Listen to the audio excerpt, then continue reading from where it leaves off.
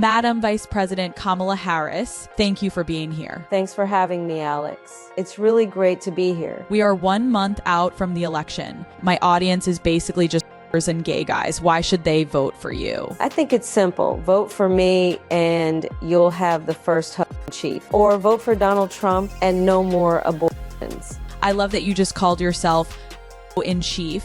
My audience of girl boss whore really can relate to that. Google my name and Willie Brown or Montel Williams. It's not an act. I love it. You've been married to Doug for 10 years now. What does he like in the bedroom? I'd say... Yeah, we know it's a deep fake, but it's probably the most accurate depiction of this interview. Imagine this. The president of the United States, or would-be president of the United States of America, is going on a podcast full of degeneracy instead of worrying about the American people. Wait till you see this video.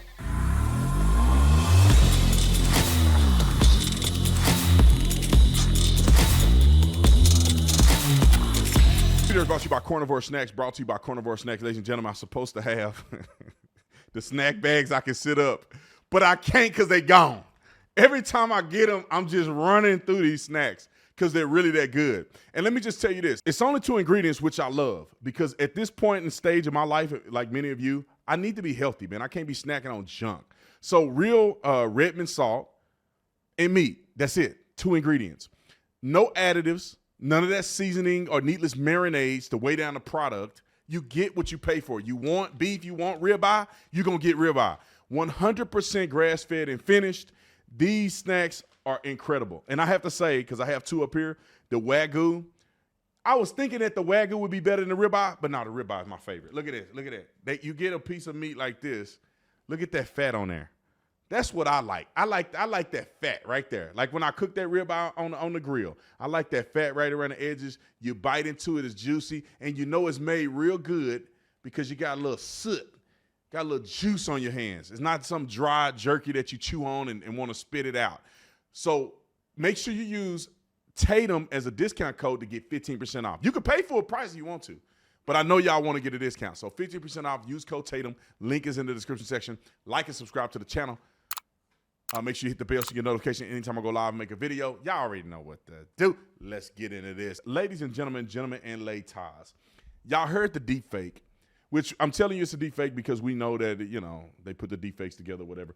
But if you ask me, the deep fake is an accurate depiction of what the interview was all about.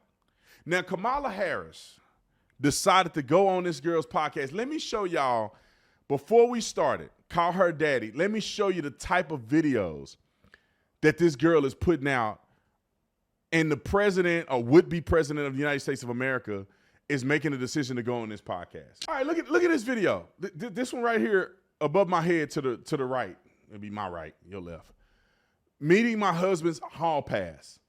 You know what that is? Cheating. It's called she letting her husband go sleep with another woman. You go down here, that was some degenerate stuff. You should have seen this one from Katy Perry. I saw a clip on social media. I threw it in my mouth. What's another one? My weirdest hookups. My weirdest hookups? You're talking about hooking up, hall passes? She has some on here that's even worse. Look at this one. Walking out mid-threesome. Really? Really? The president, the vice president, should be worried about America. She going on some degenerate podcast, this girl being a thought. Let's see. It's another one in here that I saw that I thought was cringy and deranged. It was one with that rapper on it. I'm going to find it so y'all can see how crazy it is. Where is it at? Yeah, I'm coming up on it, I think.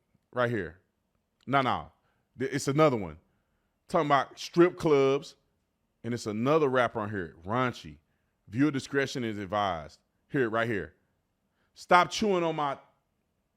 Really? All right, now let's get to the interview. I almost forgot. Before we start, I want you to see how bad she got ratioed. Look at the ratios. Literally, she had like 6,000 likes when we actually recorded this video. And I don't know, 20,000 dislikes. She got killed in this thing. There's not one comment that's favorable to this interview. And let's compare what Trump has done on recent interviews. He was on Dave Ramsey, the golfer Bryson, and then he also went on, what was the last one? Theo Vaughn. I mean, hundreds of thousands of likes compared to like a few thousand dislikes. The comparison is crazy. It actually gives me hope that Donald Trump is way ahead of Kamala Harris in these nut jobs. And then Kamala Harris's last video, she did on Up in Smoke or All the Smoke. I think it's called All the Smoke Podcast. It should be Blowing Smoke Podcast. She got killed. 55,000 dislikes. Insane. Can you believe these are networks that are favorable to her, and she getting murdered on there. Anyway, let's listen to this interview. I'm curious, like, you don't do too many long form interviews. What made you want to do Call Her Daddy today? Well, I think you and your listeners. Remember the videos I showed her about blowjobs and all this old crazy stuff. Listen, but this is what Kamala says. Have really got this thing right, which is one of the best ways to communicate with people is to be real, you know, and to talk about the things that people really care about. I mean, what I love about what you do is that your voice in your show is really about your listeners. And I think especially now, this is a moment in the country and in life where people really want to know they're seen and heard, and that they're part of a community, that they're not out there alone. And so I'm really glad to be with you. I want to pose this question more to you and the Daddy Gang, but one of the biggest conversations in this year's election revolves around a woman's body. Yep. I want to take a moment, and can we try to think of any law that gives the government the power to make a decision I know what you're going to ask. about a man's body? Let's No. just pause. No.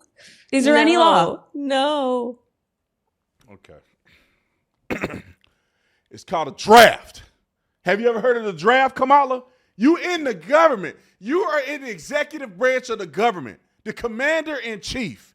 There's a thing called a draft where men have been drafted and their bodies have been mutilated so women can sit on a podcast and brag about getting rid of the next generation of human beings because they want to bump and grind and pump and sweat with no consequences. That's a law. To me, that's more invasive in a person's body and choice than you talking about going to the clinic because you're a freak.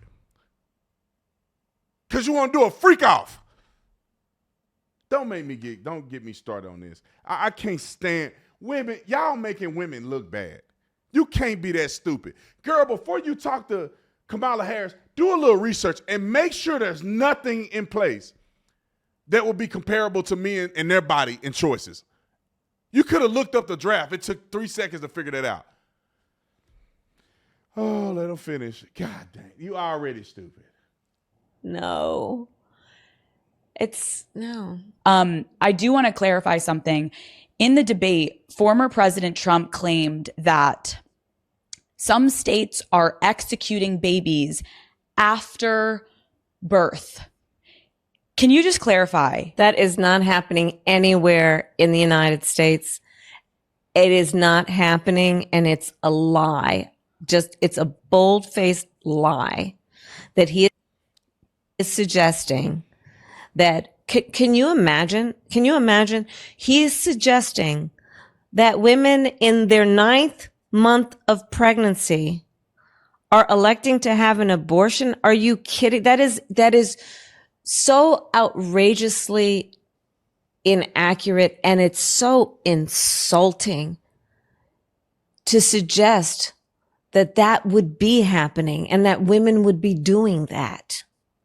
What's insulting is that a woman's value and the most important thing in a woman's life is how she can destroy life. That's what you prioritize. And second of all, do I need to pull the evidence out on these fools?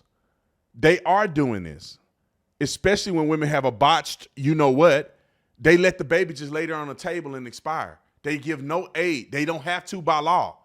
In at least 9 states, I think it was 7 or 9 states, that by law they don't have to render aid to a baby that's on the table. Yeah, Nick, do we need to Let's pull the evidence up. Because y'all think I'm making this up. All right. Let's see, because their producer need to get fired on the spot. Roll the clip. Exception. There was a very contentious committee hearing yesterday when Fairfax County Delegate Kathy Tran made her case for lifting restrictions on third trimester abortions as well as other restrictions now in place. And she was pressed by a Republican delegate about whether her bill would permit an abortion even as a woman is essentially dilating, ready to give birth. And she answered that it would permit an abortion at that stage of labor. Do you support her measure and explain her answer? Yeah, and I wasn't there, Julie, and I certainly can't speak for Delegate Tran, but I would tell you first thing I would say is this is why decisions such as this should be made by providers, physicians, and the mothers and fathers that are involved. There are, when we talk about third trimester abortions, these are done with the consent of obviously the mother, with the consent of the physicians, more than one physician, by the way. And it's done in cases where there may be severe deformities, there may be a fetus that's non-viable. So in this particular example, if a mother is in labor, I can tell you exactly what would happen. The infant would be delivered. The infant would be kept comfortable. The infant would be resuscitated if that's what the mother and the family desired. And then a discussion would ensue between the physicians and the mother. So if you think the baby has a deformity or something, you can elect to do this. That's what he said. Or they say deformities, or I guess the chance of the baby living or something of that nature. It doesn't matter. The truth is the truth. Women can do this, and women will do this, and they can, and they have. This is an example. Some women are doing this. Do you think women are doing this because they get to 9 months and they're like, look, I don't want this baby? I doubt it. But to say that this is not happening is just a lie. And just real quick, there's another clip. I'll play another video. This is her making a phone call. 30-some weeks, I think. 20-some, 30-some weeks. No, 34 weeks, I think she called her and was able to schedule one. Roll the clip. Tell them I'm pregnant with a 32-week fetus, as you say. Hi, I just turned 32 weeks pregnant. Am I able to come in for an abortion ASAP? I wouldn't be able to see you for the week of the 23rd, so that would put you in 34 weeks. Can I still have an abortion at 34 weeks? Yes, ma'am. I just have to do an intake. Do you have about 5 minutes? Sure, I have 5 minutes. Yeah, I just found out that she could have Down syndrome. I can still have the abortion right, even though she has Down syndrome? Yeah, so we just have to do an intake because the doctor... It doesn't matter. All right. Prove the point. Let's go back to my baby daddy's podcast or whatever she called him. Call her baby daddy. You might need to call your daddy because he probably need to get you up off this podcast. It's not happening anywhere. This guy is full of lies. I mean, I just have to be very candid with you. So in my career... First of all, even on the video, I didn't play the full thing because I don't want to run through your time. But she said it's not happening anywhere. On the call, she said it's another girl that did a video. I put it on one of my other videos. And she said, is this normal? Do you guys do this all the time? Because I'm nervous. She goes, no, we do this all the time. 34. The other girl was like 36 weeks. This is not happening. Women, can y'all stop being disingenuous, though? If that's what you want, that's what you want. If you want to end the life of your baby, just say, that's what I want to do. And let me say this real quick, and I'm going to move on to the interview. Just real quick, be consistent. If it's your body, your choice, that means the father don't have no responsibility to pay child support at all. He don't have to talk to the kid. He don't need to be around you. You have no obligation to contact him because it's only your choice. Y'all don't want to do that. Let's do the other one. If baby daddy mad at you and he punch you in the stomach and you end up losing your baby, that's not murder. No, that's not murder. That's assault. It's not murder. Because remember, it's not a baby. Because remember, you can go down to Planned Parenthood and do the same thing to the baby, and somehow that's okay. It's your body, your choice. You got to make a decision. Is it a baby? Is it not? Is it your body, your choice? Then it's your responsibility. But y'all don't want to keep it real. Okay, let's move on. From the time I got out of law school through most of my career as a prosecutor, I understood that the words that I spoke and what I did with those words would be the difference between whether somebody was charged with a crime or went to prison, maybe prison for life. When I was Attorney General, I was the top law enforcement officer of the biggest state in this country. And I was acutely From your knees. From your knees. Don't forget to say the knees. Willie Brown. Don't forget. aware that the Give that man some credit. words I spoke could be the difference between whether a corporation was in business or out of business. That the words I spoke could move markets. The idea that someone is not only so careless and irresponsible and reckless, but out and out lies to create fear and division in our country and thinks he should be president of the United States standing behind the seal of the president of the United States using the microphone that comes with that and using that voice and those words in such an irresponsible, and that's mild, way. All right, she ain't talking about nothing anyway. We all know that this is a bunch of chunking and jiving. Can you imagine that during this hurricane situation, Biden is on the beach. He's still supposed to be the president. He on the beach, and she interviewing with a beach. You know what I mean? Anyway, she's interviewing. At some point around that time, talking to a girl that's literally making women look bad. That's what her podcast is. Talking about sex and all this other stuff. And if you listen to any ounce of it, you like, women, y'all are looking worse every day. Listening to fools like this girl with a podcast talking about threesomes and stuff. This is what the would-be, a wannabe commander-in-chief is doing. Giggling on a podcast and getting ratioed. 20-some thousand dislikes to 6,000 likes. Last time we checked, only had like 200,000 views. Ain't nobody.